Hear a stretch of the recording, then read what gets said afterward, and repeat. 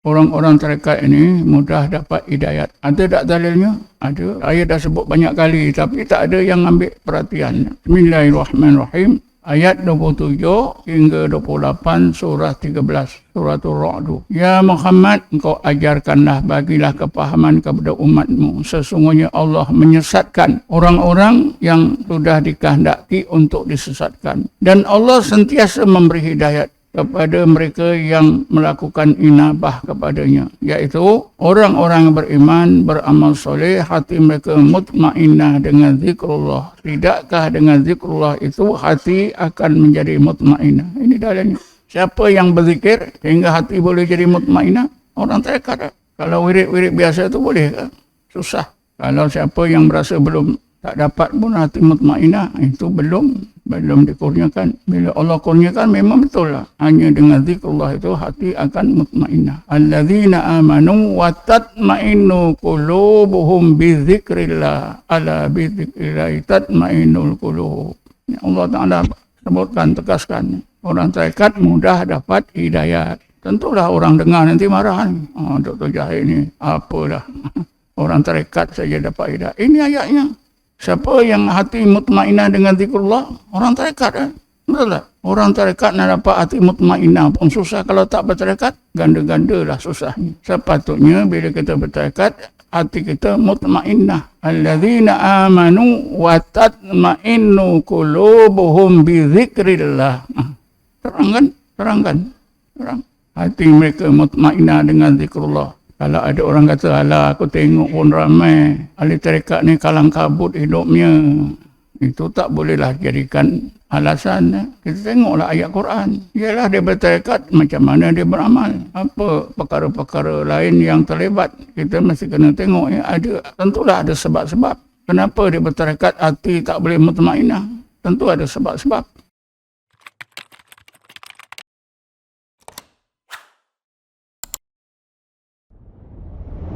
Tuan-tuan dan perempuan yang dirahmati Allah sekalian,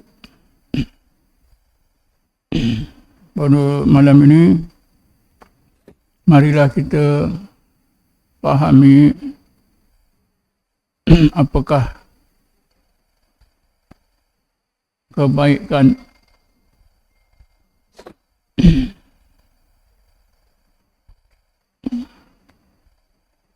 yang dijanjikan oleh Allah bagi sesiapa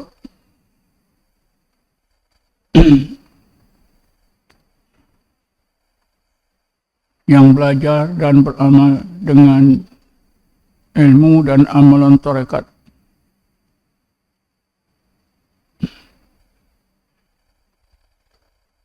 Mungkin kita dah belajar tarekat 10 tahun, 15 tahun, mungkin ada yang 20 tahun.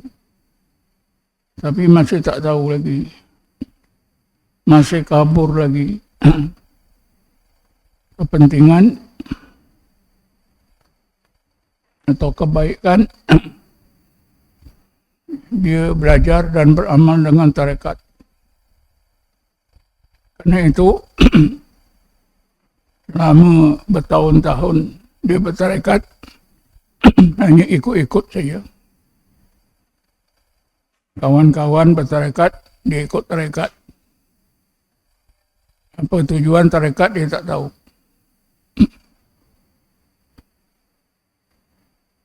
Karena itu mungkin kalau kawannya tinggalkan tarekat, dia pun tinggalkan tarekat.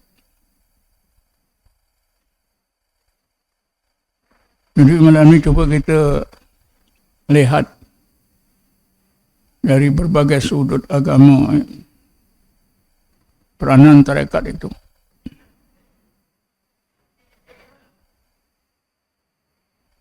Kalau boleh, siapa yang boleh menulis, tuliskan. Ini kadang-kadang apa yang saya sebut pada satu kuliah saya tak tersebut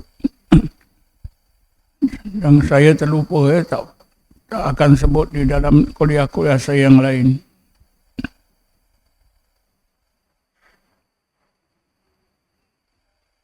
Dilihat dari berbagai sudut agama, tarekat itu sangat penting, mainkan peranan penting. Yang pertama, dari sudut asas agama Islam yang 3. Islam rukunnya 5, iman rukunnya 6, dan ihsan an ta'budallah ka'annaka tarahu fa in lam takun tarahu fa innahu yaraka. Dilihat dari sudut 3 asas agama Islam ni, tarekat yang kita amalkan itulah yang menyampaikan kita ke tingkat ihsan, menjadi seorang muhsin.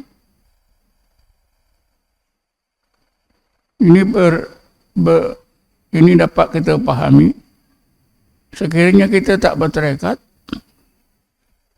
macam mana kita boleh sampai ke tingkat ihsan, menjadi seorang muhsin?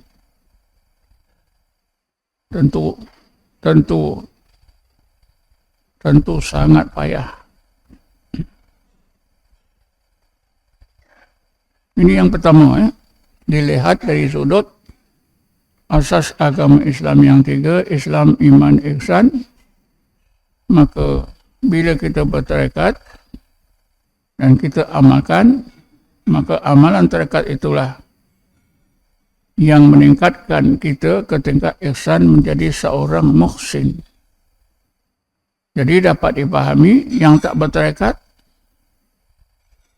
tak bolehlah sampai ke tingkat ihsan, kecuali dapat pilihan daripada Allah.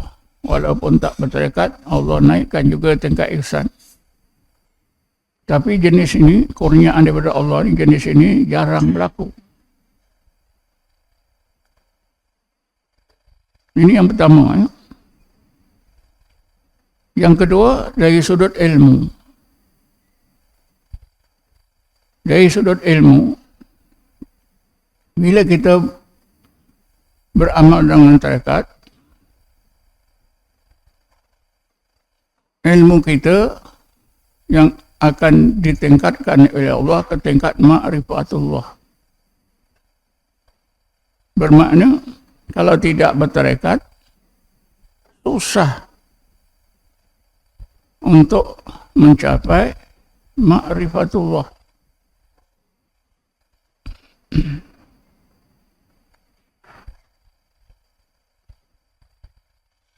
Dengan sendirinya kita dapatlah membezakan apa itu ilmu, apa itu ma'rifatullah. Jadi kalau tak bertekad, macam mana nak dapat peningkatan ilmu kita daripada ilmu pada akal kepada ma'rifatullah di dalam hati? Biasanya bila tidak mengikuti jalan-jalan yang telah disediakan oleh Allah, tentulah tak dapat. Imam Syafi'i menegaskan dengan kata-katanya yang terkenal, yang menyentuh seorang nak sesuatu tapi dia tidak mau berusaha berikhtiar, tidak mau menjalani jalan-jalan yang ditetapkan, yang sepatutnya. Kata Imam Syafi'i, orang tersebut seperti juga nak layarkan kapal dia di atas daratan. Mustahil. Imam Syafi'i menegaskan, tarjun najata walam tasluk masalikaha, inna safinata lam tajri alal yabasi. Anda mau kejayaan, tapi kamu tidak menjalani jalan-jalan kejayaan itu. Ketahuilah, kapal itu tidak boleh berjalan di atas daratan. Cantik betul kata-kata Imam Syafi'i. Kita nak ilmu yang tinggi, ma'rifatullah, tapi kita tak bertarekat. Kamulah kita mengharap kapal kita boleh melayar di atas daratan. Mustahil. Ada juga kapal berlayar di atas daratan apabila daratan itu dipenuhi air. iaitu kapal Nabi Allah Nuh. Gunung Ganang pun boleh dilangkah. Karena air sudah penuh. Gunung-gunung, bukit-bukit semua dah ditenggelami.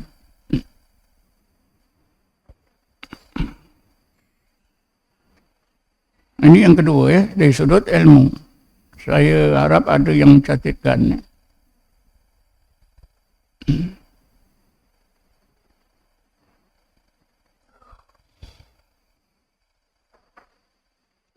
Yang ketiganya dari sudut iman.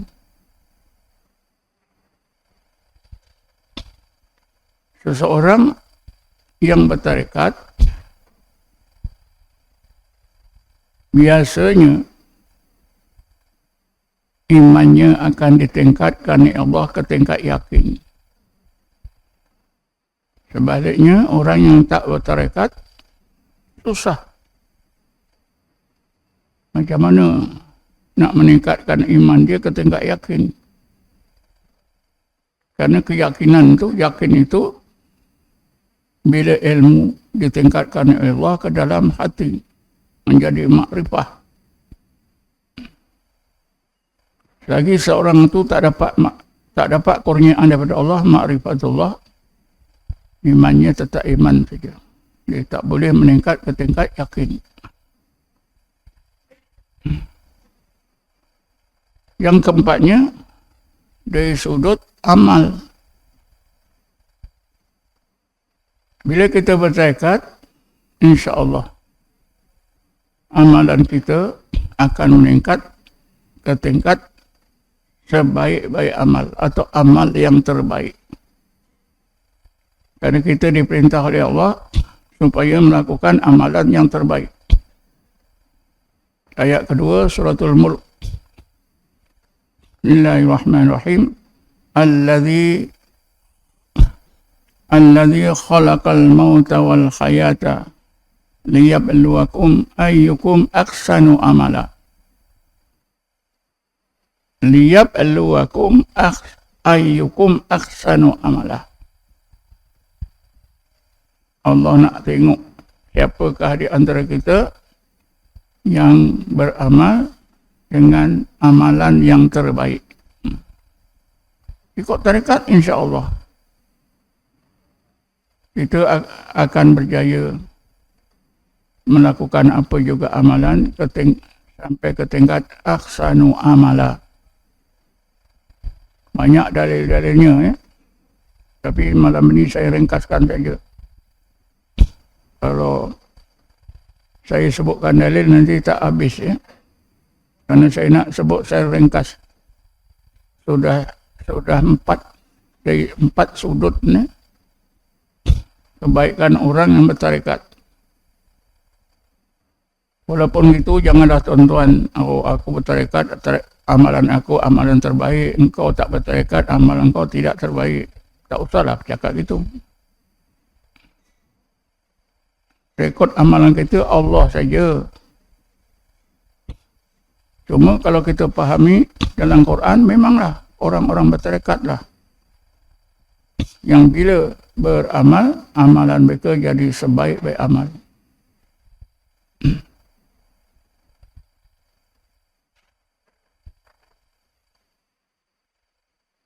Disebut dalam Quran, alladzina yastami'una al-qawla fayattabi'una ahsana. Mereka itu orang-orang yang bila mendengar pengajaran Allah, fayattabi'una ahsana, mereka amalkan dengan amalan yang terbaik. Kemudian dari sudut yang kelima, dari sudut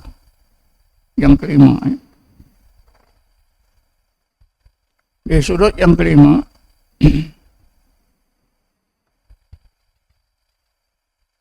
yaitu dari sudut dari sudut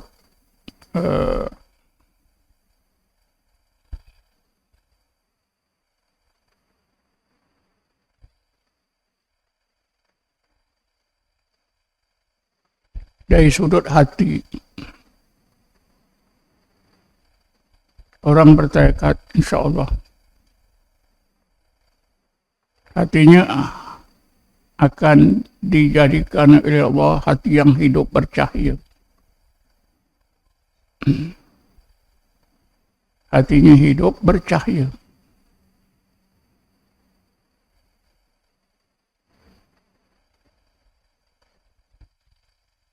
Selalu kita dah dengar ya. Rasulullah bersabda, Masalul ladzi yadhkuru rabbahu wal ladzi la yadhkuru rabbahu kamasil hayyi wal mayyit. Bandingan orang yang sentiasa ingatkan Tuhannya Allah dengan orang yang sentiasa tidak ingatkan Tuhannya Allah. Seperti juga orang hidup dengan orang yang mati. Ini Rasulullah tegaskan, orang yang tak berzikir dalam mana-mana mereka hatinya mati. Biasanya orang yang hatinya mati ini merasa hatinya hidup. Sebab itu mereka tak mau bertarekat. Sebab itu tidak hidup. Tapi orang yang hatinya hidup merasa hatinya mati. Sebab itu sungguh-sungguh dia berzikir. Memang begitu tuan-tuan. Yang bergaya sungguh-sungguh itu orang yang bukan orang kaya sangat, ada duit sikit-sikit ya, bergaya sangat. Kereta mesti lebih besar daripada kereta sepulan. Tapi kalau orang kaya, tak mau dah. Ada driver pun pakai kereta wajah saja, orang tak kenal.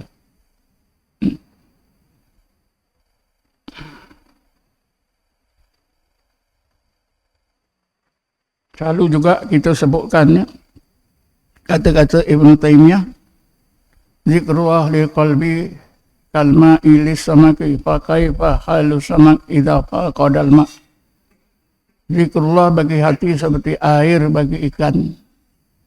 Macam mana ikan kalau tak ada air, matilah ikan. Macam mana hati kalau tak ada zikir, matilah hati. Saya dah zikir lepas maghrib ikut kat masjid. Itu zikir hasanat. Karena tak belajar lah, dia tak tahu. Saya kalau ke masjid memang baris nombor 1 belakang imam. Dah 20 tahun dah. Tak ada zikir lagi ke? Orang Mancari kata, ya ada zikir. Kita tak boleh lawan. Dah kepahaman dia macam tu, biar.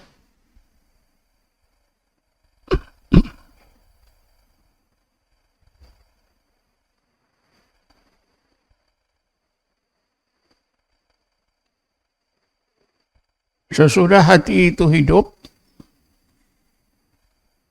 diberi cahaya pula. Cahaya zikir ni ada 3 jenis. Nur yaqadha, nur hudur, nur al-wisal. Kalau tidak bertarekat, macam mana nak dapat nur-nur ini? Susah. Tetap hati itu mati, tidak bercahaya.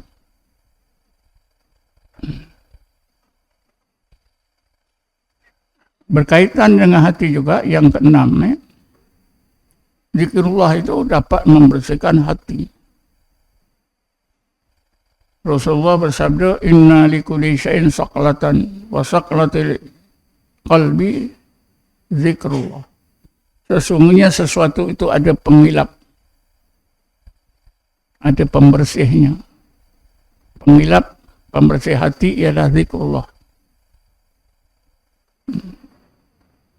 Jadi orang bertarekat ni, insya-Allah hatinya bersih daripada sifat-sifat yang tercela, sifat-sifat madmumah. Tapi biasanya orang bertarekat dia rasa hatinya kotor. Yang tak bertarekat hatinya bersih. Memang begitu. Sebab itu orang bertarekat sentiasa sungguh-sungguh berzikir sebab merasa hati tak bersih-bersih. Orang tak bertarekat rasa selesa sebab dia rasa hati dah bersih dah.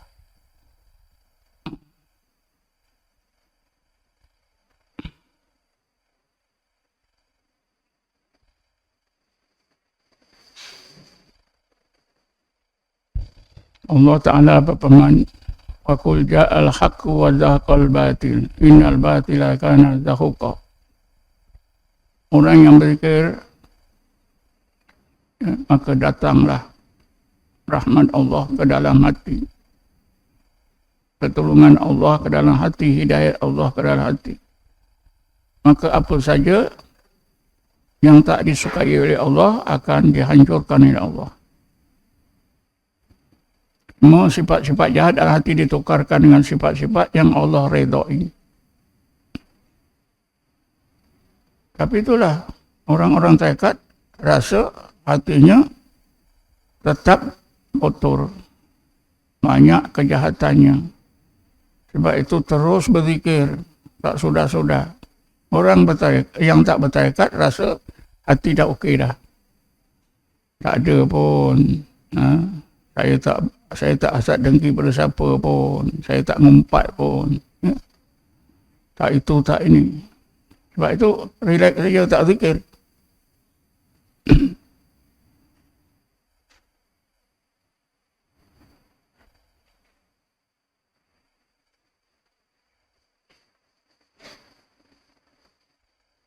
Bila kita bertarekat,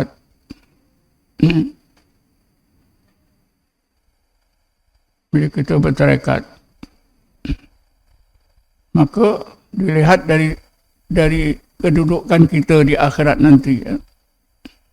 Orang yang bertarekat ini akan dimasukkan oleh Allah ke dalam golongan muqarrabun.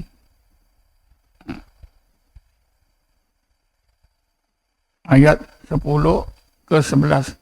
Mulai ayat 10 ke 11 surah Al-Waqi'ah. As-sabiqun as-sabiqun ulaikal muqarrabun.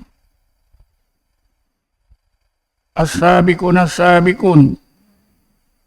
Golongan sabiqun, alangkah bahagianya golongan sabiqun. Mereka itulah golongan muqarrabun.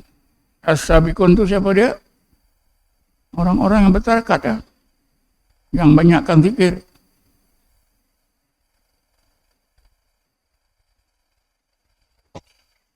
Saya dah terangkan banyak kali, ya, dalam kuliah-kuliah dulu, ya. As-sabiqun itu pernah ditanya oleh sahabat, siapa dia as-sabiqun itu ya Rasulullah? Rasul menjawab, mereka itulah golongan mufarridun. Ya Rasulullah, siapa itu mufaridun? Mufaridun itu ya orang lelaki dan perempuan yang banyakkan zikrullah.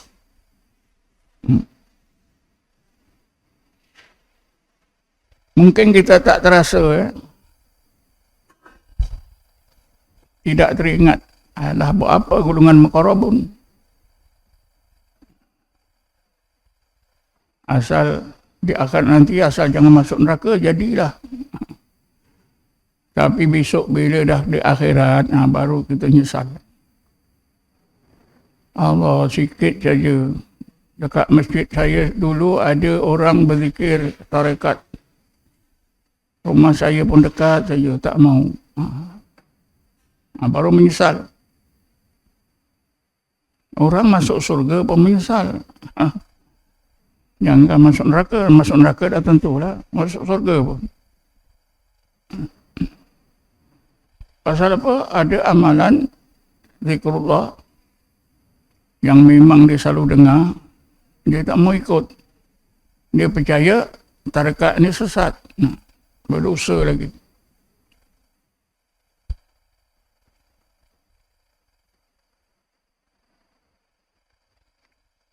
Dari sudut tauhid, ya, yang keberapa ni? 7 ke 8. Dari sudut tauhid, orang yang bertarekat, dia akan dapat mencapai hakikat tauhid. Tauhid yang sebenar-benar tauhid. Sebab itu tauhid golongan ulama tasawuf, tauhid di sisi sufiyah, tauhid di sisi ulama tasawuf adalah merupakan tauhid yang sempurna berbanding dengan tauhid yang hanya ada pada ulama tauhid. Seorang ahli tauhid, seorang pakar tauhid yang hidup di abad ke-6 sampai awal abad ke-7 yang bernama Syekh Fakhruddin Ar-Razi, dia pakar tauhid. Zaman hidupnya beliau dianggap pakar nomor 1 di bidang tauhid. Tapi apabila beliau bertemu seorang ahli tarekat, iaitu Syekh Najmuddin Kubro. Fakhruddin Ar-Razi ini meninggal dunia 606 Hijrah. Bila dia berjumpa dengan Syekh Najmuddin Kubro, barulah dia sedar. Rupanya tauhid yang ada pada dirinya itu tak sampai ke mana pun. Akhirnya beliau belajar tarekat Kabrawiyah yang dipimpin oleh Syekh Najmuddin Kubro yang meninggal dunia 618 Hijrah. Baru dia sedar. Sebab itu siapa-siapalah yang pernah membaca kitab tafsir yang disusun oleh Syekh Fakhruddin Ar-Razi, bila sampai ayat-ayat yang menyentuh tentang zikrullah, beliau memang huraikan sejelas-jelasnya. Kenapa? Karena pengalamannya ikut tarekat Kabrawiyah. Barulah tauhid yang ada pada dirinya yang dianggap selama ini sudah hebat, rupanya belum lagi. Sesudah beliau bertarekat barulah beliau dapat membetulkan tauhidnya. Dapat mencapai hakikat tauhid sebenar.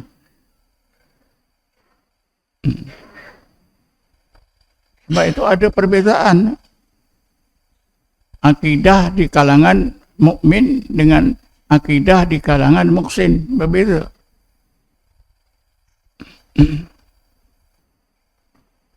Bukan beza apa ya? Beza antara yang rendah dengan yang tinggi.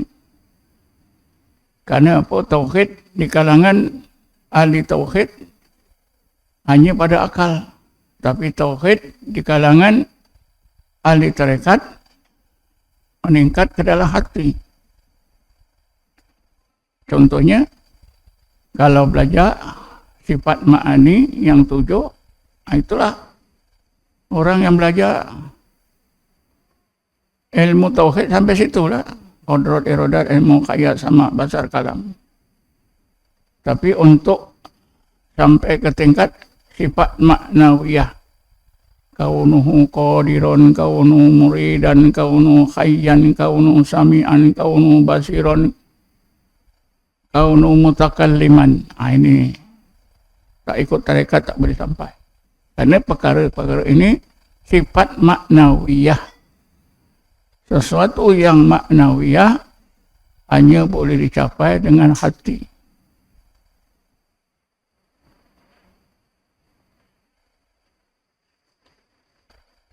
Ada beza tak antara sifat qadrat dan dengan kaunu qadiran? Ada. Qul huwallahu ahad. Itu ahli tauhid tahulah.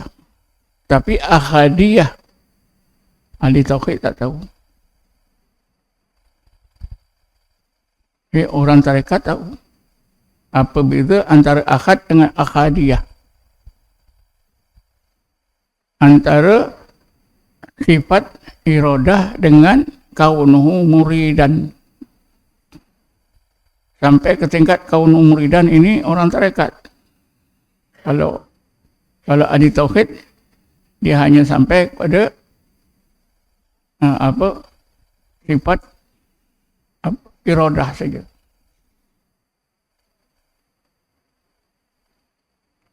Maknanya hakikat tauhid itu tak akan dapat dicapai dengan cara belajar ilmu tauhid.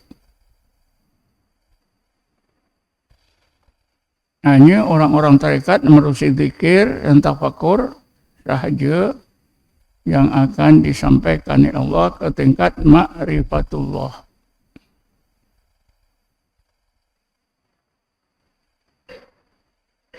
Jadi sudah berapa tu? Bilang pun tidak. Saya sudah sebut-sebut, diam saja. Berapa? Ya? 10. Ya? Sab'atun. Sab'atun. Ada tak tahu sab'atun ni apa? Sab'atun, sabak bernam lah. Sab'atun tu 7. Ya.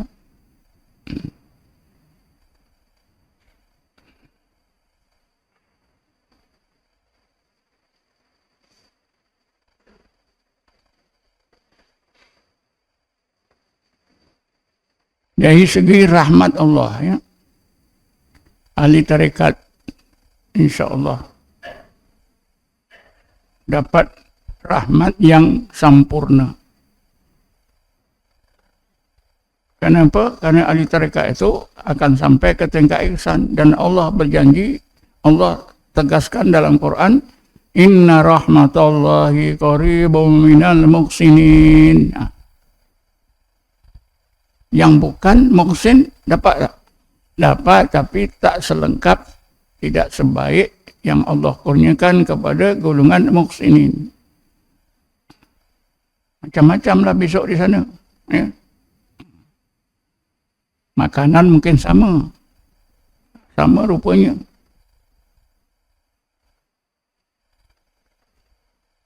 Minuman sama. Minuman apa? Dia tarik. Tapi yang sampai ke tingkat ihsan rasanya lain. Yang tak sampai rasanya lain. Ya. Surganya pun lain.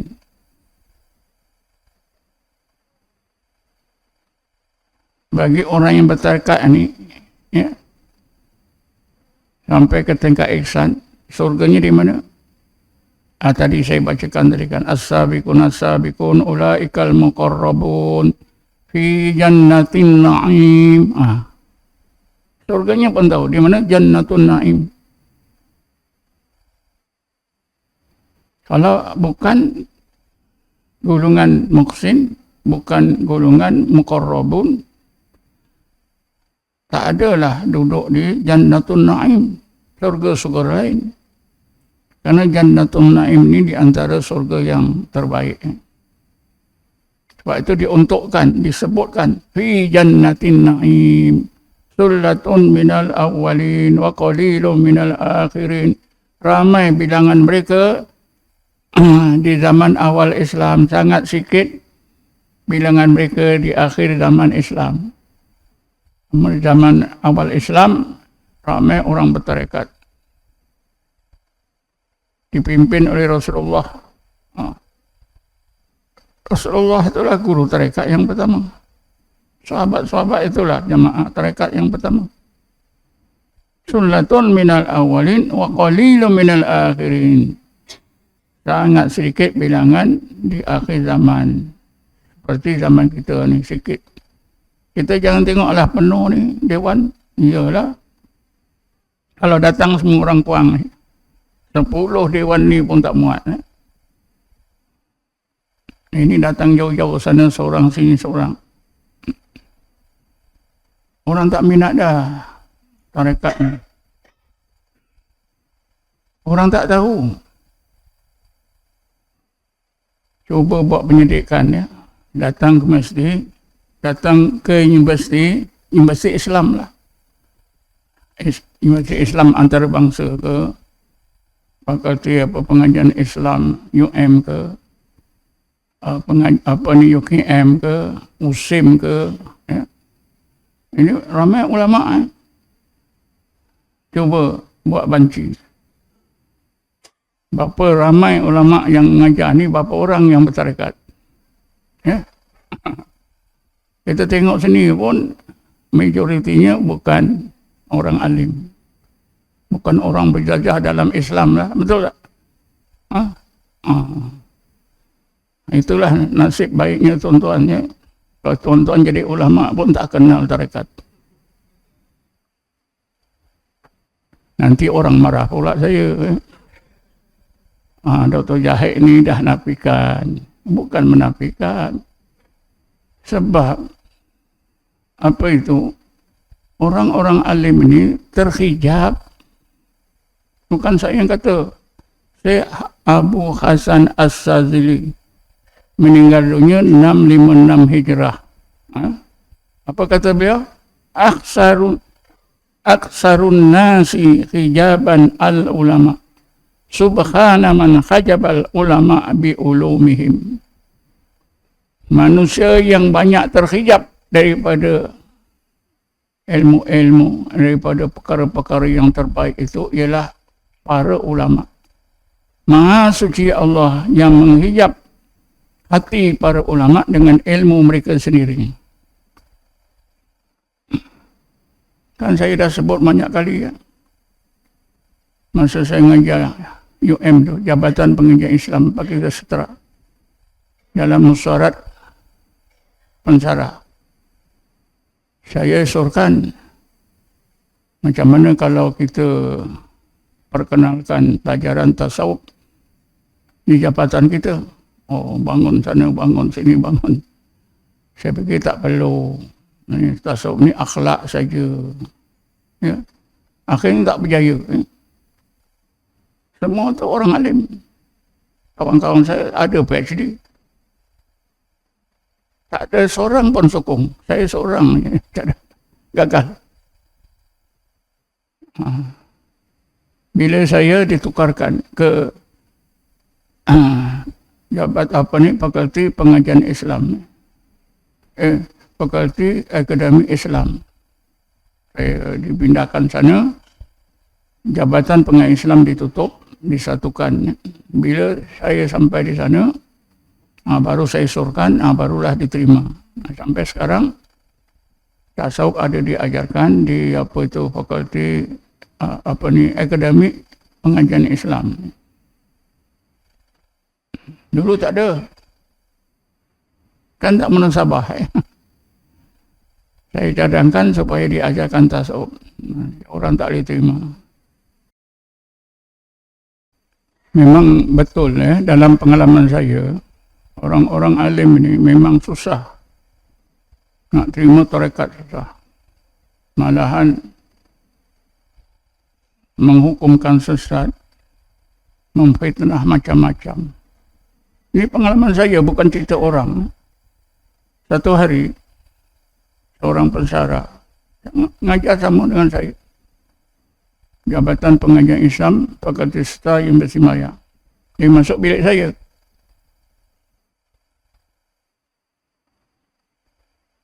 Dia tak tahu saya bertarekat. Tak tahu. Dia ceritakan keburukan tarekat. Tarekat Naqsabandiyah. Dia terlanjangkan betul-betul ya. A sampai Z. Saya diam. Bila dah cerita 1 jam habis ya. Saya tanya kawan ni, dia ada PhD mengajar Jabatan Pengajian Islam. Saya tanya dia, anta ni nampak sendiri ke, tahu sendiri ke, atau orang cerita? Saya dengar orang-orang bercerita begitu. Anta tak tahu saya ikut tarekat Naqsabandi sejak tahun 81. Masa itu dekat-dekat tahun 90. Awal tahun 90-an. Saya dah ikut tarekat Ahmadiyah mulai tahun 75. Dua-dua tarekat ni saya amalkan, tapi saya utamakan tarekat Naqsabandiyah. Saya cerita-cerita gitu. Ini semua fitnah, anta dosa ni. Apa saya tak tahulah, saya dengar-dengar je. Itu orang yang berijazah PhD. Mentaliti dia terhadap tarekat macam tu. Kalau saya ceritakan, tuan-tuan mesti terperanjat nanti. Tak payahlah. Hodoh-hodoh semua. Tuan-tuan tak boleh dengar lah.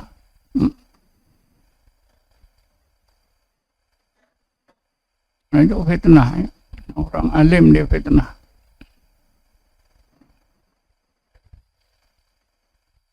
Karena itulah awal tahun 90-an juga. Ya. Saya masih itu belum pencen. Di akhbar berita harian halaman pertama. Toko-toko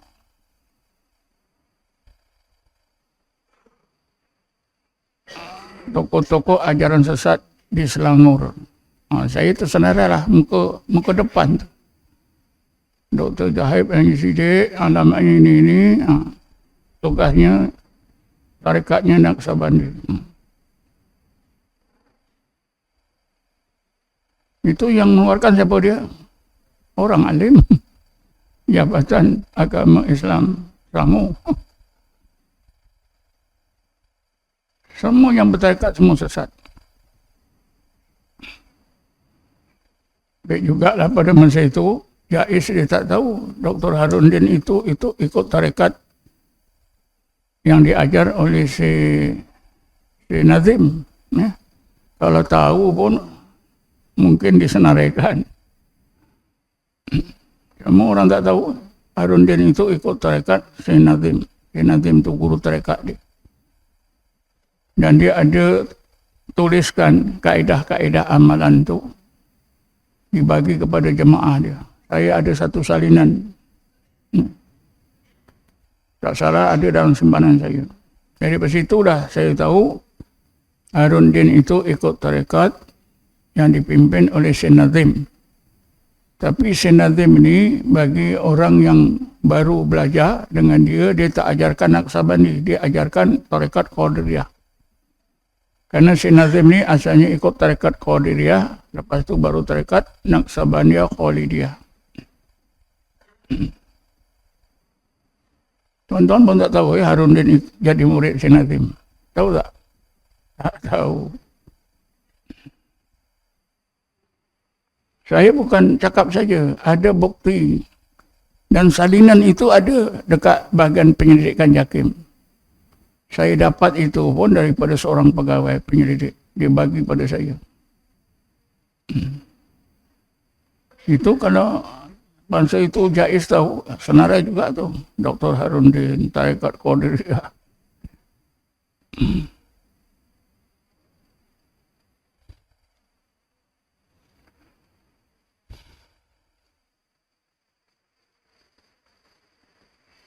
Apa lagi ya?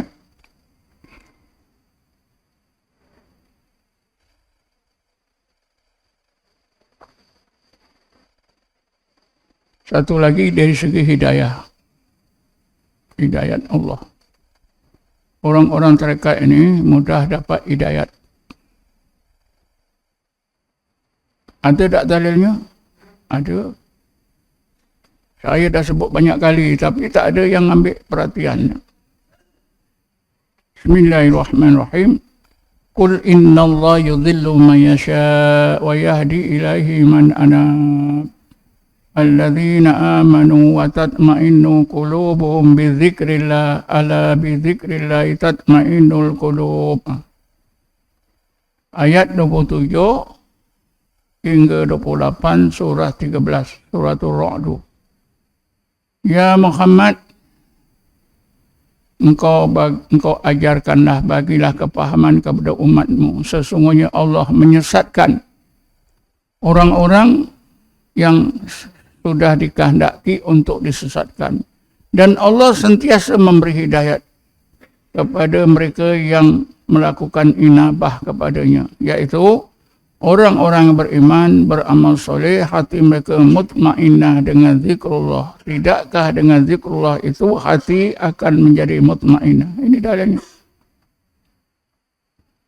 Siapa yang berzikir sehingga hati boleh jadi mutmainnah? Orang tarekat. Kalau wirid-wirid biasa itu boleh kan? Susah. Kalau siapa yang berasa belum tak dapat pun hati mutmainnah, itu belum dikurniakan. Bila Allah kurniakan memang betul lah. Hanya dengan zikrullah itu hati akan mutmainnah. alladzina amanu wa tatma'innu qulubuhum bi dzikrillah ala bi dzikrillah tatma'innul qulub. Allah Ta'ala sebutkan, tegaskan. Orang tarekat mudah dapat hidayat. Tentulah orang dengar nanti marah ni. Dr. Jahir ni apalah. Orang tarekat saja dapat hidayat. Ini ayatnya. Siapa yang hati mutmainah dengan zikrullah? Orang tarekat. Betul tak? Orang tarekat nak dapat hati mutmainah pun susah. Kalau tak bertarekat, ganda-ganda lah susahnya. Sepatutnya bila kita bertarekat, hati kita mutmainnah. Alladzina amanu wa tatma'innu qulubuhum bi dzikrillah. Terang.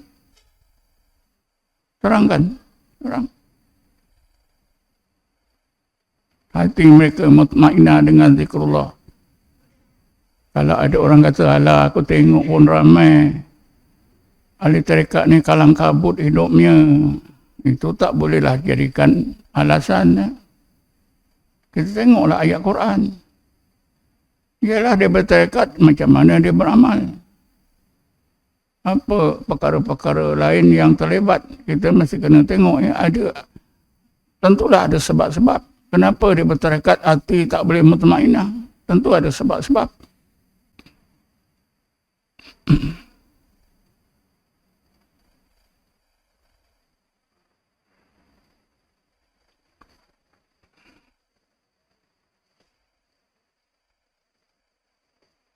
Saya fikir cukuplah setakat itu ya.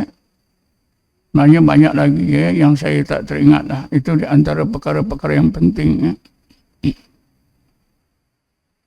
Tapi yang akhir sekali saya sebutlah ayat 112 surah Al-Baqarah.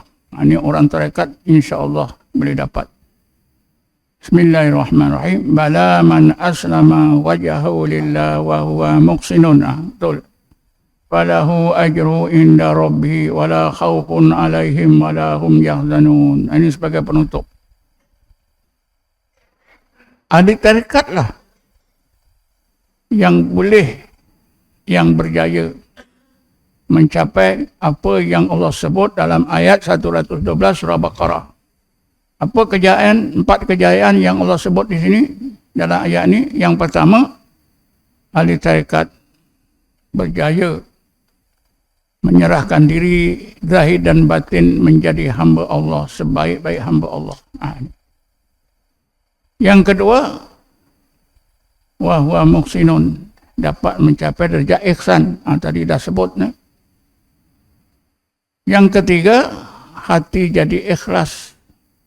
Kerana itu pahala kebaikannya, rekod amalannya dipegang oleh Allah. Falahu ajruhu inda rabbih. Rekod amalan tu, buku amalan Allah sendiri pegang. Bukan malaikat. Falahu, bagi orang tersebut, ajruhu, pahala kebaikannya, inda rabbih, ada di sisi Tuhannya Allah. Kenapa? Hatinya ikhlas. Orang yang hati ikhlas, malaikat tak tahu nak tuliskan kebaikan. Syaitan pun tak tahu nak rosakkan amalan orang yang berhati ikhlas. Ini kan istimewa. Akhir sekali, wala khawfun alaihim wala hum yahzanun. Orang tarekat inilah orang-orang yang bahagia. Tak ada khawfun, tak ada yahzanun. Tak ada apa saja yang menakutkan, membimbangkan, tak ada. Hidupnya bahagia. Kerana apa? Allah saja. Bila dalam hati hanya ada Allah, hati bahagia. Wala khawfun alaihim wala hum yahzanun. Ya, ayat 112 surah Baqarah ni kita jadikanlah penutup ya kuliah kita pada malam. Ingat ni. Cuba bercita-cita untuk menjadi seorang hamba Allah seperti yang Allah gambarkan dalam ayat 112 surah Baqarah. Karena itu ahli tarekat Ada tak diserang sakit jiwa? Ada tak? Tak ada lah. La khawfun alaihim wa la hum yahzanun. Bahagia tak ada. Sepatutnya. Tapi kenapa ada juga? Itu kerja Allah lah. Tentu ada sebab-sebab.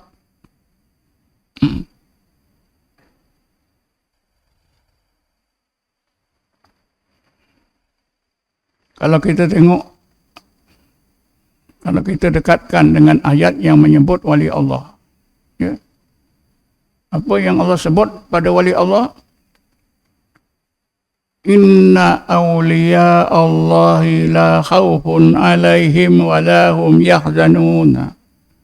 Sifat wali Allah itu antara lain apa dia? La khawfun alaihim wa la hum yahzanun. Dengan sendirinya ahli tarekat itu ada satu ciri wali. Betul tak? Sebab Allah sebut dalam surah Yunus ayat 62 ke apa? Ala inna awliya Allahi la khawfun alaihim wa la hum yahzanun. Alladzina amanu wa kanu yattaqun. Lahum busra fil hayatid dunya fil akhirah. Allah contoh tentang keadaan wali Allah. La khawfun alaihim wa la hum yahzanun. Orang yang berzikir, ahli-ahli tarekat, menurut apa yang Allah sebut dalam ayat 112 surah Al-Baqarah, disebutkan juga la khawfun alaihim wa la hum yahzanun. Jadi ahli tarekat kan ada ciri wali Allah. Tapi janganlah tuan-tuan yang bercakap mengaku, saya dah ada ciri wali Allah ni. Itu bahaya, ya. Ini ayat Quran sebut begitu. Sebab itu ada seorang ulama, dia karang sebuah kitab. Kitab itu tajuknya begini.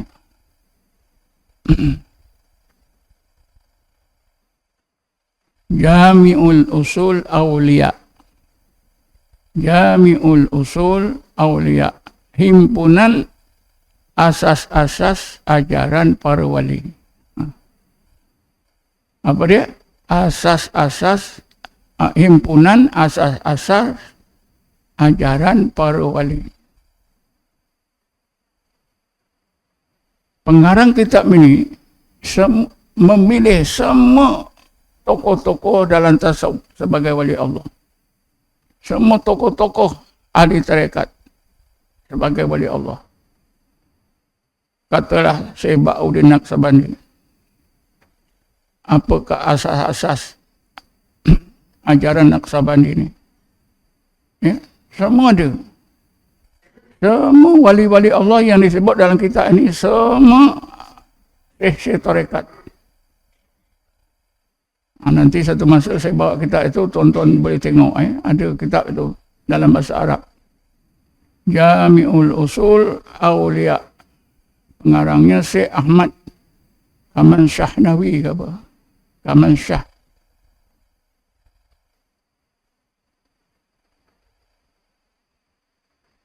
Tapi itulah, nanti janganlah bila saya cakap ni nanti kami bertarekat ni ada ciri wali. Jangan.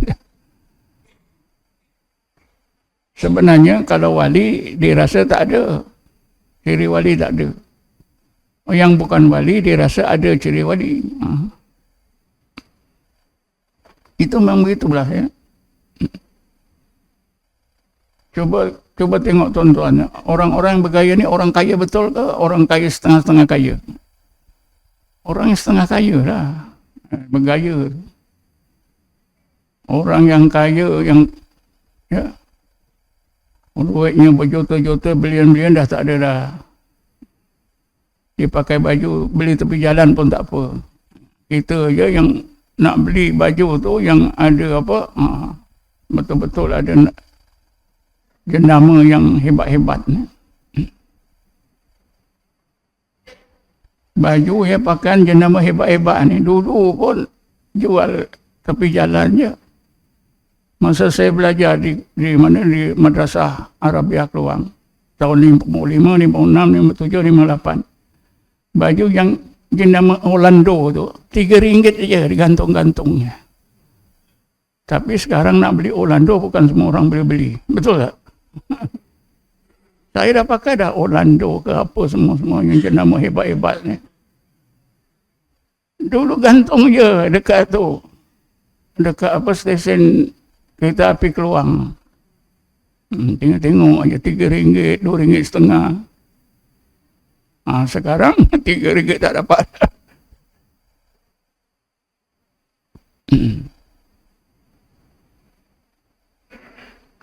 Ada nak bertanya? Cukuplah. Ada nak bertanya? Minta izin Tuan, soalan daripada penonton TikTok. Bolehkah seseorang berzikir sendiri di rumah tanpa guru dan boleh sampai ke makrifat? Dua soalan Tuan. Seorang yang rajin berzikir di rumah tanpa guru untuk mengharapkan dapat makrifatullah, memang ikut pendapat ulama ya, tak akan dapat. Kalaulah Allah kurniakan, ya, sangat jarang. Jawapannya dalam bahasa Arab nadir. Nadir, wan nadir kal adam. Nadir itu seperti tak ada. Ini bukan jawaban saya, dalam kitab-kitab tasawuf. Dia beramal tanpa belajar mana-mana tarekat, dia beramal dengan zikir tanpa bertarekat, tanpa pimpinan guru, sendiri-sendiri. Kemungkinan besar dia akan disesatkan oleh syaitan. Ya. Kenapa? Karena orang yang berguru, bertarekat, dia abaikan arahan guru.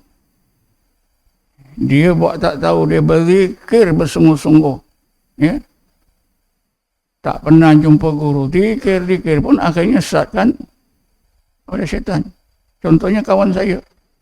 Sama-sama belajar tarekat Ahmadiyah di Kota Baru. Guru kami namanya Haji Said. Kawan saya ini dari Kedah. Karena kesungguhan, kehendaknya yang gigih, dia rasa tak puas hati berzikir di rumah, di masjid, di surau. Jadi dia dapat idea, dia nak zikir di tempat yang sunyi. Di sebatang mata air, macam parit, ada air di situ, dia buat pondok. Rakan-rakan dia lah yang sediakan makan minum. Tapi dia tak peduli, rakan-rakan tak bagi makan, tak minum pun dia duduk situ berzikir. Gurunya di Kota Baru tahu, dia pesan-pesan dah pada murid lain. Jangan buat gitu, dia tak peduli. Ya. 2 tahun dia duduk situ, ya, zikir. Bila dah keluar, diikhtiarkan apa? Tarekat Qadiriyah. Tarekat Ahmadiyah Qadiriyah. Saya jumpa dia, kenapa pula nama tarekat awak dah ubah, dah tambah Qadiriyah, Ahmadiyah Qadiriyah. Oh, itu ceritanya panjang. Ketika saya zikir di dalam hutan, di kaki Gunung Jerai, selalu Syekh Abdul Qadir Jani datang mengajar saya. Guru saya sebenarnya Syekh Abdul Qadir. Tuan-tuan percaya tak Syekh Abdul Qadir yang datang? Syaitan ke atau Syekh Abdul Qadir? Mana yang menasabah? Tentulah syaitan. Bukan itu saja. Selalu juga Syekh Abdul Qadir ini ajak saya pergi meeting musyawarah para wali di seluruh dunia. Rupanya wali-wali seluruh dunia ni ada esko dia. Dalam musyawarah esko wali-wali seluruh dunia, selalu dia pergi. Dan musyawarah yang terakhir, seluruh wali-wali seluruh dunia setuju sebulat sara melantik dia sebagai ketua wali seluruh dunia dengan gelaran Sultanul Arifin. Munasabah tak? Yang munasabahnya itu syaitan iblis ni. Ini pasal apa? Ada guru tak ikut kakak guru.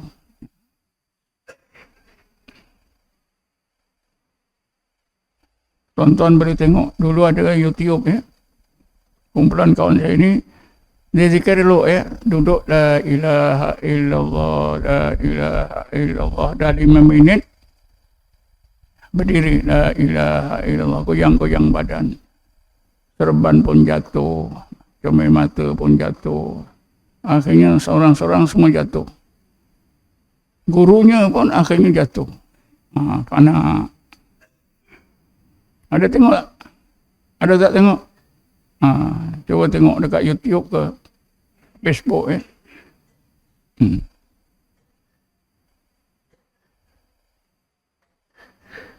Itu kawan saya ya, satu guru. Kenal. Dia bukan orang biasa, dia juga orang berilmu. Ada guru, dia tinggalkan guru. Dia dikir gaya sendirian. Ini lagi jadi apa? Lagi mudah disesatkan. Yang peliknya, macam mana Syekh Abdul Qadir Jilani meninggal dunia 621. Boleh hidup. Lepas itu tahu pula tempat dia berzikir. Hebat tak? Yang menensabahnya apa dia? Syaitan. Kalau dia dakwa Rasulullah, boleh tahan juga. Rasulullah datang. Saya tanya selalu tak Ustaz? Selalu. Berapa kali? Saya tak terkira lah. Memang selalu. Hari-hari. Lagilah confirm kalau selalu. Kalau datang sekali boleh tahan juga. Kalau dah selalu.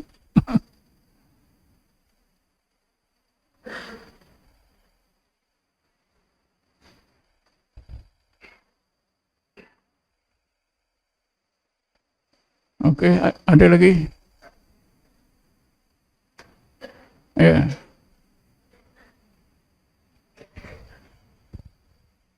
Okay, bismillahirrahmanirrahim. Saya nak tanya satu soalan tentang wafak ni, Tuan Syekh, macam mana wafak? Penggunaan wafak kadang kita tengok dalam YouTube. Ada wafak kan ada macam-macam, dia buat macam dia tasbih kan. Macam-macam jenis lah sekarang yang untuk beli dalam internet tu. Dia begini ya. Berdasarkan kepada pandangan ulama yang terdapat dalam kitab, begitu juga berdasarkan kepada pengalaman, walaupun apa yang ditulis itu ayat Quran, misalnya ayat kursi atau ayat-ayat lain ditulis di dalam kertas ataupun di mana-mana atau apa-apa bahan, antaranya mungkin kepingan apa itu emas, kepingan tembaga, ditulis ya. Yang didakwa oleh ustaz yang buat itu bukan azimat, bukan tangkal, tapi wafak. Kadang-kadang takwis ya. Sebenarnya pada hakikatnya sama je. Hakikatnya sama. Setengah ulama kata boleh, harus. Tapi ikut pengalaman saya, tetap tidak boleh, haram juga. Pasal apa?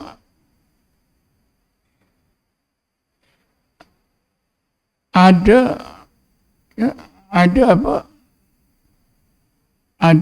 keyakinan wafak ini boleh melindungi. Bila ada saja wafak ini boleh melindungi, boleh bagi itu, bagi ini manfaatnya, itu kan dah menyalahi akidah. Tauhid kita di mana? Oh, ini sebab saja. Ada juga orang jawab, cakap pada saya, alah itu sebab saja, makan macam kita pening makan Panadol. Betul ke macam itu sebab saja? Kalau Panadol kita makan tu memang sebab hilangnya sakit kepala kita, demam kita. Tapi itu betul ke? Nak dikiaskan dengan sebab? Tak betul kata saya. Tak betul. Kemudian yang mengatakan harus ada dalilnya. Apa dia? Sayyidina Umar ketika dia menjadi khalifah pernah menulis ayat-ayat Quran digantung pada seorang budak. Itulah ta'wiz, itulah wafak. Ini dijawab oleh ulama. Sayyidina Umar sebagai seorang khalifah tidak sepatutnya, tidaklah layak dibuat perkara itu dengan tujuan sebagai ta'wiz, sebagai wafak. Dijawab oleh ulama, Sayyidina Umar buat itu untuk membantu budak itu segera hafal ayat yang ditulis. Kerana budak ini lemah ingatannya. Selesai. Ada satu seminar perubatan Islam yang dianjurkan oleh JAIS, ya. Saya lupa tahunnya, tapi mungkin dalam tahun 80-an. Saya hadir, ya. Yang menulis kertas kerja 2 orang ke, tak ramai lah. Antaranya ialah Dr. Zulkifli Muhammad Al-Bakri. Masa itu dia belum jadi mufti, ya. Di hujung-hujung kertas kerja itu dia baca, dia kata dia haramlah itu azimat tangkal apa, kecuali dia kata ayat-ayat Quran yang ditulis dijadikan dijadikan sebagai wafak atau ta'wiz, itu diharuskan. Lalu almarhum Dr. Harundin bangun. Dr. Harundin kata, saya tetap berpendapat tidak boleh dan haram juga ayat-ayat Quran ditulis untuk dijadikan ta'wiz wafak. Jadi Dr. Zulkifli Al-Bakri dia pun respon, dia kata, kalau gitu saya pun tarik baliklah pandangan saya. Ini apa yang berlaku dalam seminar itu memang orang ramai tahu, tapi mungkin orang ramai dah lupa. Tapi saya insya-Allah tak lupa. Kalau kita tengok balik, buka balik resolusi seminar itu, ada mungkin di JAIS, bagian penyidikan. Jadi kesimpulannya tak boleh. Pengalaman saya, seorang makcik kematian suami, duduk di mana satu flat dekat dengan RTM. Di situ ada flat apa, kampung apa sebelah RTM, belakang sikit, saya lupa lah. Kampung Abdullah Hukum. Makcik ni sakit aja. Berubat kat saya sini dah hampir setahun. Elok seminggu sakit balik. Begitu saja. Akhirnya dia cerita, ini ustaz saya, ini kena sihir. Makcik janganlah tuduh-tuduh orang. Ya ustaz, saya ini disihir oleh madu saya. Madu dia duduk tingkat 3, dia ground floor. Ya. Walaupun dia tak gaduh, dia baik. Tetapi itulah nesyak. Karena itu, karena inilah macam-macam makcik. Makcik jangan tuduh-tuduh, ini tuduhan ni jenis dosa kering. Kalau orang Jawa, makcik, dosa kering ni dosa yang tak boleh hilang. Satu hari tuan-tuan, dapat asar tu dia datang. Dia datang, dia mengeluh panjang. Entah macam mana, takdir Allah takdirkan. Dia ambil beg tangan dia, Ustaz, jangan-jangan ini tak. Apa makcik? Jangan-jangan ini tak, sebab ini tak. Dia keluarkan dari beg tangan dia sekeping tembaga nipis yang besarnya macam ni lah, macam handphone. Bertulis ayat kursi dan beberapa ayat yang lain. Ditulis macam dengan paku ke apa. Saya pun tak tahu makcik sebab ini ke tidak. Boleh tak bagi saya tu? Saya ambilkan air tawajuk dalam mangkuk plastiknya. Saya masukkan depan-depan makcik ini sebelah ni. Makcik ini terus tergolek tak sedar. Saya pun tanyalah jin dalam, macam mana kau boleh keluar? Saya boleh keluar. Ikut mana? Ikut tangan kiri. Boleh saya tolong? Boleh. Kejap aja tuan-tuan, makcik ni sedar. Dia masih ingat lagi, astagfirullah, tak sangka lah. Ni kata makcik. Makcik ini dari mana ni wafak ni? Seorang ustaz. Ustaz tu sebutlah. Kalau saya sebut, tuan-tuan semua kenal. Tak payahlah sebut. Ustaz ni kan macam ustaz juga. Dia ngajar masjid, keluar kat TV.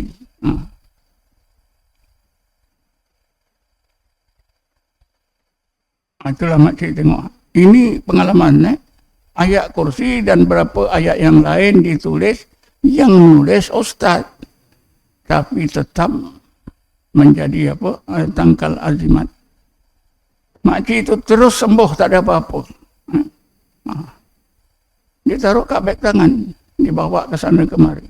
Bapak, takwis. Jadi macam mana nak tolak? Ini pengalaman, bukan saya bohong. Pengalaman macam ini bukan hanya makcik ini, ramai lagi beberapa orang pesakit sama je. Yang ditulis dalam kertas, letak dalam beg duit. Ya. Dia pukul-pukul, jin tak mau keluar. Bila dibuang tu, bakar, baru boleh keluar. Semua ayat Quran. Jadi itulah kesemuanya. Wafak takwis yang dibuat daripada Quran dibuat oleh ulama sama. Tahun 2011 saya dijemput khas oleh pengarah bahagian masjidnya, pegawai bahagian masjid di Kelantan. Dia suruh saya buat seminar tentang tangkal azimat. Saya datang sana, dah tulis kertas kerja. Dapat yang hadir itu semua pegawai-pegawai. Imam-imam adalah dekat 200 orang ni. Dekat Balai Islam Kampung Kota Baru. Sesudah seminar itu, sisi makan tu, berbual-bual lah dengan pegawai. Pegawai masjid itu, saya kenal lagi, masih ingat namanya Ustaz Ismail. Doktor, masalah ni, tangkal azimat di Kelantan ni, yang buat tok guru pondok. Yang buat tangkal azimat ni, tuan guru yang ngajar pondok. Ini bukan cakap saya, cakap dia. Tentunya yang ditulis ayat Quran. Betul tak? Tapi saya dah cerita macam ni. Katanya terpulang lah. Saya bercakap macam ni, orang tuduh saya ni, Dr. Jahid ni Wahbi ni. Iya. Dr. Jahid ni jenis Wahbi, ada pengaruh Wahbi. Ayat Quran pun tak boleh nak dijadikan takwis. Ya. Tak apalah. Saya bercakap macam ni menyelamatkan ramai orang. Kadang-kadang guru tarekat pun ada buat. Ditulis tu, digulung-gulung, bila ada orang datang dibagi pun ada juga. Ini untuk buah tangan. Buka-buka dah keluar. Masuk kata buka-buka, rupanya ayat Quran. Itu takwis lah. Dan ada ustaz memberi penjelasan dalam kuliah, kalau takwis, kalau wafak daripada ayat Quran, itu tak berdosa. Boleh. Orang dengar macam mana? Tiba-tiba saya kata, tak boleh, haram juga. Ni Ustaz Jahid ni, Wahbi.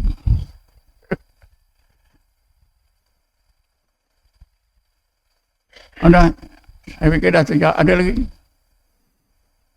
Tak ada? Okey lah. Jadi itulah saya dah sebut secara ringkas tadi ya. Kita bertarekat ni mesti kita tahu matlamat dia. Apa yang Allah janjikan. Jadi bukan kerja kecil ya. Kita beramal tarekat ni bukan part time lah. Tapi mesti full time.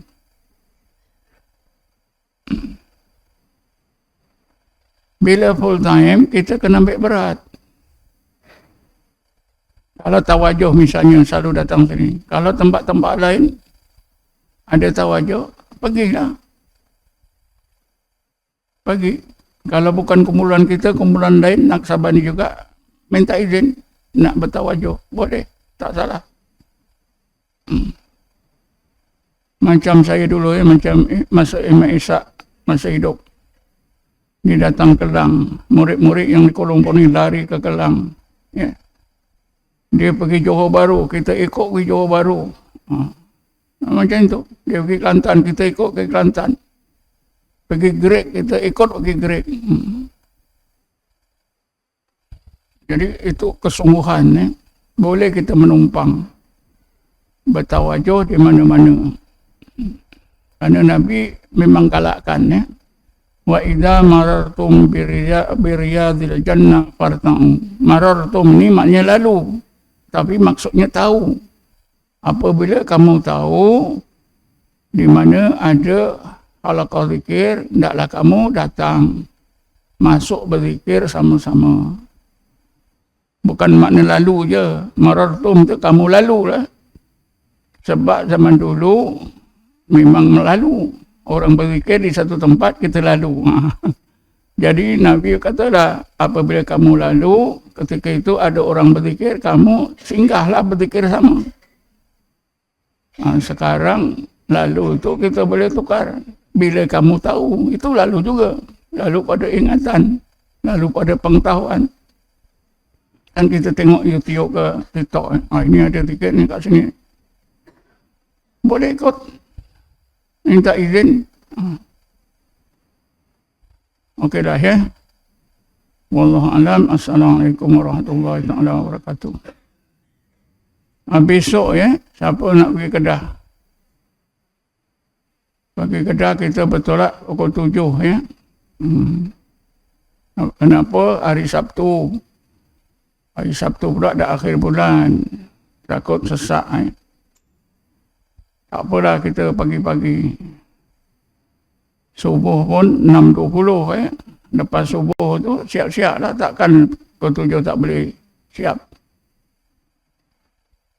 Pesanan yang lain, siapa yang ikut, jangan overaktif ya. Tahu tak overaktif? Orang-orang yang baru mendengar penerangan tarekat ni, kalau ada buat salah, janganlah ditegur. Awak ni tak ada adab lah. Manalah dia dengar tarekat pun malam itu. Tiba-tiba kita tegur, awak dah salah adab. Awak tak hormat pada Tuan Guru, awak tak hormat pada jemaah kami. Ini jangan dibuat ni.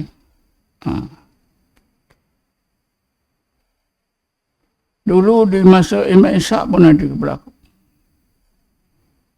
Saya dijemput ke Masjid Hidayah di Kuantan. Masjid Hidayah. Besar masjid itu. Tujuannya supaya saya tiap-tiap bulan, sebulan sekali datang ke masjid itu, ajarlah tasawuf, ajarlah zikir. Tiba-tiba kedatangan kali yang pertama, ada seorang murid Imam Ishak. Orang tu dah tua dah pencen. Dia over. Orang baru dengar sekali. Awak mesti bersolok tau. Apa solok ni? Kebetulan masa makan tu, murid Imam Ishak ni ada dekat dengan saya. Jangan apa ni lambat-lambat, jangan buang masa, cepat-cepat bersolok. Orang itu tarekat pun dia tak tahu lagi. Solok pula. Dia cakap macam-macam. Buat kacau. Kerana kejadian itu, maka dibatalkan. Saya dipanggil sekali je.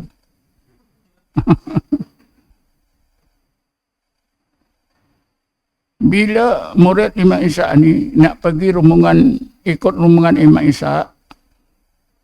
Ishaq akan tentukan, awak jaga haji tu. Pasal haji ni kalau dah jumpa orang ramai, cakap dia apa saja akan keluar. Jadi adalah khalifah yang ditugaskan untuk jaga sebelah dia, supaya jangan cakap yang bukan-bukan. Ini jangan macam tu ya. Hari tu kita ke Pulau Pinang, ada jemaah kita yang over ni. Cakap itu, komplain itu. Apalah kali pertama kita datang madrasah itu, apa dia tahu ya.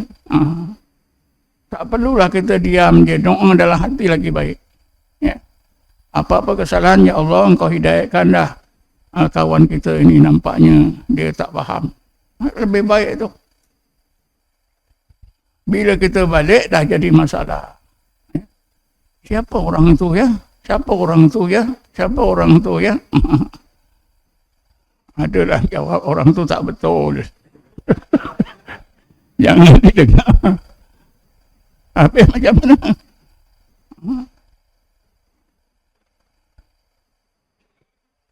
Lalu lalang depan saya pun dia marah. Buat apa ni? Kan biasa saja. Buat apa dia marah? Biarlah. Kenapa tak jaga adab lalu lalang depan ustaz, depan tuan guru? Kali pertama kita datang situ. Itu pun kita banyak bercakap tentang perubatan. Perubatan kan di madrasah tahfiz ni. Siang tu kan saya bercakap tentang perubatan. Ya. Malam itu baru kita tawajuh kan.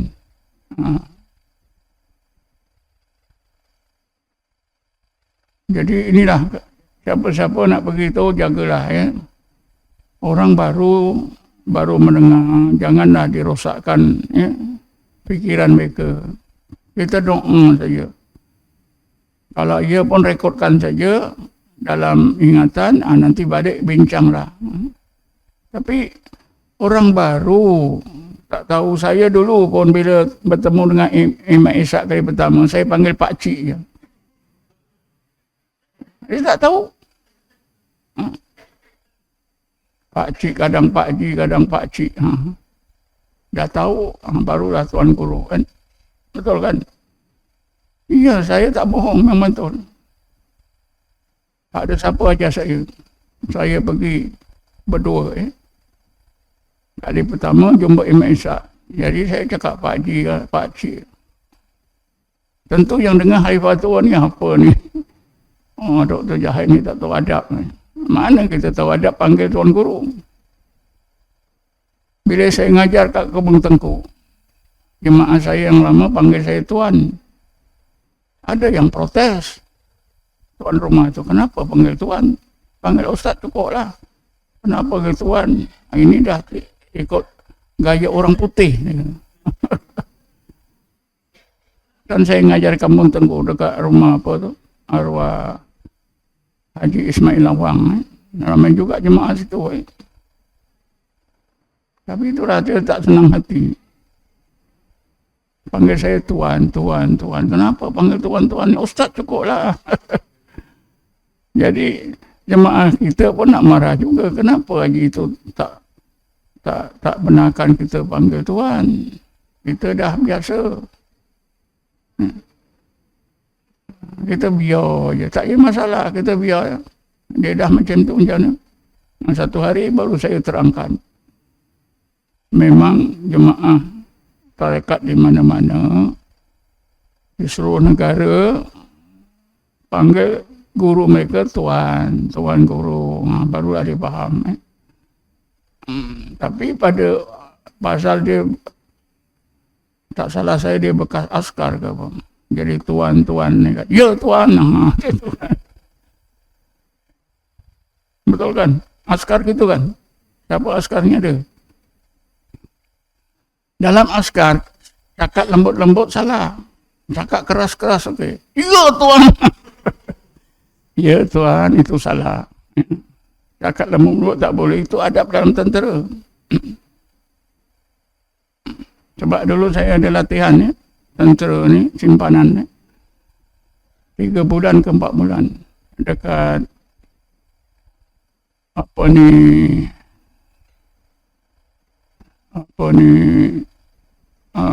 pusat tentera dekat Jalan Tambun ni. 3 bulan, 4 bulan. Di situlah saya tahu ya. Cakap tak boleh pelan-pelan. Mesti keras. Semua kasar-kasar lah. Okey. Jadi setakat inilah saja. Siapa yang nak ikut tu jagalah ya. Kalau kita tahu ada seorang hamba Allah yang suka-suka apa ni, cakap bukan-bukan, ingatkan dia. Engkau jangan cakap yang ni. Kena jaga. Kita sama-sama jagalah. Macam dulu pergi ke Kaira, ada orang ramai. Apa itu? Bai'ah ya. Orang Afrika pun ada dekat 10 orang bai'ah. Orang Afrika itu dia pakai seluar panjang je. Sibuk pula nak carikan kain. Mana ada kain cukup. Tak pakai kain tak boleh. Ini kan dah jadi masalah. Tapi kita selesaikan dengan cara yang bijak. Wallahu a'lam. Assalamualaikum warahmatullahi wabarakatuh. A'udzubillahi minasyaitonir rajim. Bismillahirrahmanirrahim. Wassalatu wassalamu ala asyrafil anbiya'i wal mursalin sayyidina Muhammadin wa ala alihi washabihi ajma'in. Allahumma ighfir lana warhamna, Allahumma ighfir lana warhamna, Allahumma ighfir lana warhamna. ولآبائنا لأمهاتنا ولذوي الحقوق الواجب علينا وللمسلمين والمسلمات والمؤمنين والمؤمنات برحمتك يا أرحم الراحمين. اللهم اقسم لنا من خشيتك ما تحول به بيننا وبين معاصيك ومن طاعتك ما تبلغنا بجنتك من اليقين ما تهون به علينا مصائب الدنيا. اللهم متعنا بأسمائنا وأبصارنا وقواتنا ما أحييتنا واجعل الوارث منا واجعل ثأرنا على من ظلمنا وانصرنا على من عادانا. اللهم لا تجعل الدنيا أكبر همنا ولا مبلغ علمنا ولا تسلط علينا يا الله من يرحمنا. ربنا آتنا في الدنيا حسنة وفي الآخرة حسنة وقنا عذاب النار والحمد لله رب العالمين. تقبل الله منكم.